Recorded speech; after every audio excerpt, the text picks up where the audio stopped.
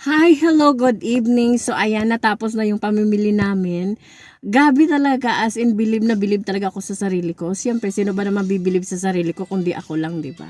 So, nag-estimate ako kung magkano yung mabibili ko ngayon kasi sabi ko, pag once na sumobra yung bibilihin ko, manghihiram ako. So, ayan, as usual, nakaabot ako sa kota ko. Sinabihan ko yung amo ko na wala akong pera. Pinadala niya yung driver namin ng pera. Diyos ka Lord, salamat. Kasi sabi niya, aalis ka, wala kang pera. Huwag ka na lang sumama, sa susunod ka na lang. Sabi ko, hindi, ngayon na ah. So, ayan. Yung isa namin kasama, knockdown. Kasi nahihilo.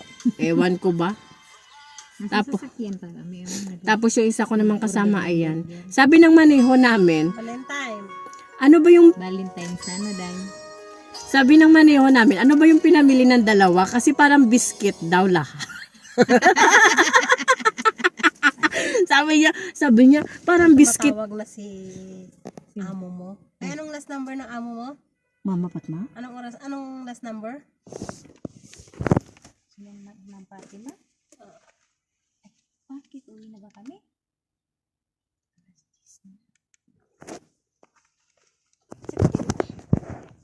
Sabi mo, nagbabayad. Hello, madam. Assalamualaikum. Kalas, madam, ba sa cashier? Aywa, madam. Sakran, madam. So, ayan, medyo hinahanap na kami sa bahay. So, paano pa kaya pag may day off kami, diba? So, ito lang naman yung time na makapag liwaliw kami sa labas kahit papano. Pero, siyempre, okay lang kasi at least kahit papano pinayagan kami umalis. So, ngayon, nagpapasounds kami kasi Valentine's na. Wala naman kami ka-date. Pero alam nyo ba, kanina, kung hindi lang talaga ako tinitingnan ng matalim ng maneho amin, ibibigay ko na talaga yung number ko doon sa lalaki na yon. Kasi alam nyo ba, who knows? Kasi pag may kailangan kami sa kamsa-kamsa, magpupunta pa kami dito, itatawag na lang kami para dalhin nyo doon sa amin. Charot. So, wala yun, na-joke lang yun. Baka may makarinig nitong live ko at saka lalo na sa aking boyfriend. Baka magalit siya. Ay, Diyos. Ibablock ko muna siya saglit.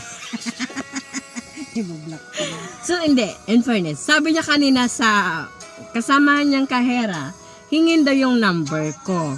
Tapos sabi ng kahera sa akin, kulang ka pa ng 5. Sabi ko, saglit lang hanapin ko yung kaibigan ko kasi maghihiram ako ng 5. Tapos sabi niya, okay na lang daw kasi babayaran na lang daw ng lalaking yun. Tapos humingi siya sa akin ng number. Sabi ng babae, pahingi ng number, may bibigay ko sa ano. Sabi ko hindi pwede kasi mahirap na. So ayan, sorry, see you next time. Sa pagpunta ko dyan, hahanapin kita. Pagbalik ko dyan, hahanapin kita, ibibigay ko sa'yo yung number mo para kinabukasan, uuwi na ako.